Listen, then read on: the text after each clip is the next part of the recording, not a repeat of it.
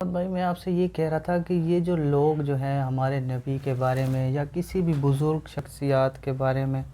یہ ایسے کیوں بولتے ہیں؟ کیا ان کا کیا مطلب، کیا ایسے بولنے کا، اور کیا ملتا ہے ان کو ایسے بولنے سے؟ یار ویسے پتہ کیا ہے، ہر بندے نے نا الگ الگ طرح کی ایکسپلینیشن کہہ لو یا جواب کہہ لو، اس حوالے سے رکھے ہوتے ہیں۔ اب حضرت علی کا آئی تھنک ایک کال ہے، اگر میں کریکٹ نہیں ہوں تو کوئی بھی مجھے کریکٹ کر سکتا ہے۔ بہرحال وہ ایک اسلامک ایک کوٹ ہے کہ ایمان کا مضبوط ترین حصہ یہ ہے کہ آپ کے سامنے کچھ غلط ہو رہا ہو تو آپ اسے اپنے ہاتھوں سے روکو۔ اگر آپ میں اتنی طاقت نہیں ہے ہاتھ سے روکنے کی تو آپ اپنی زبان سے ایٹ لیسٹ اسے برا کہو۔ جو اگر آپ کو لگتا ہے کہ ہم زبان سے بھی برا نہیں کہہ سکتے، اتنی بھی آپ میں طاقت نہیں ہے، تو ایٹ لیسٹ اس برائی کو آپ اپنے دل میں برا جانو۔ یہ ایک ایمان کے حصے بتائے گئے کہ پہلا درجہ، دوسرا، پھر تیسرا۔ اچھا، اب اسی بات کو اگر دوسرا اپوزٹ پہلو دیکھا جائے تو وہ یہ ہوتا ہے کہ جب جس کے اندر قوت نہیں ہے، طاقت نہیں ہے، کوئی ہستی، کوئی ذات، کوئی بزرگ، کوئی علم دین، آپ صلی اللہ علیہ وسلم کی بات تو ایک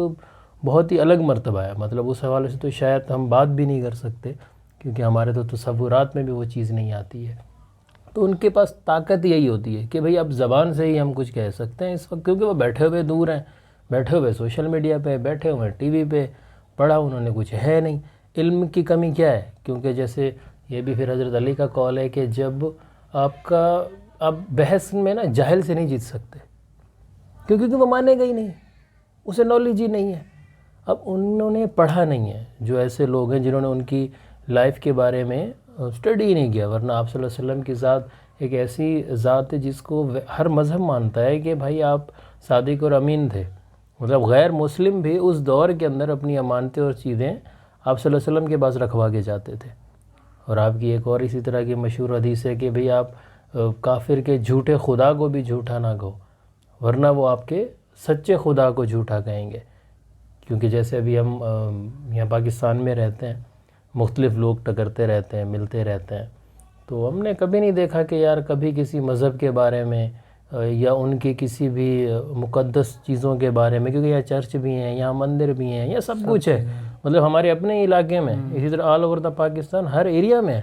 آج تک تم بتا دو، اتنے بڑے ہو گئے ہو، میں ہو گیا ہوں، کبھی ہم نے ایسا دیکھا ہو یا ہمارے کسی مطلب یہ خالی ویڈیو کی حد تک کی بات نہیں، کہ حقیقت ہے۔ آج تک ہمارے ساتھ کسی بیٹھے ہوئے شخص نے، کسی دوست نے، کسی جاننے والے نے ایسے ہی کہہ دیا ہوگا ارے ان کی فلاں چیز دیکھ کیسی ہے، ان کی آج تک نہیں کہتے۔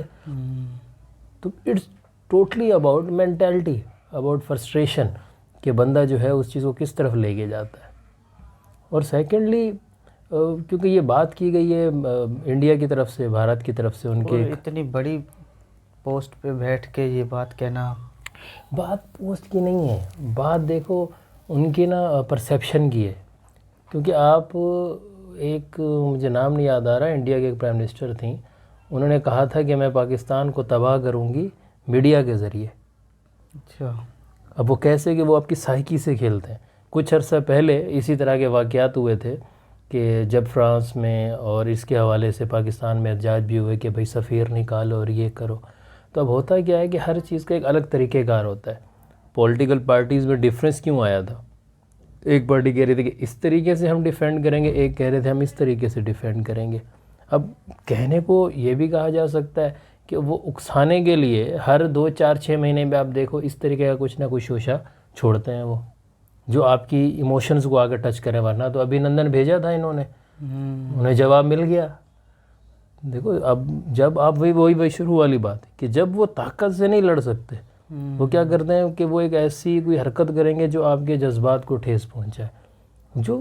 ظاہر سی بات ہے یہ تو غلط، کیا یہ غلط کا بھی کوئی الگ ہی درجہ ہے، نہیں کرنی چاہیے، بھلے وہ آپ ہمارے پیارے محمد صلی اللہ علیہ وسلم کے حوالے سے ہو یا بھلے کسی اور مذہب کے حوالے سے ہو۔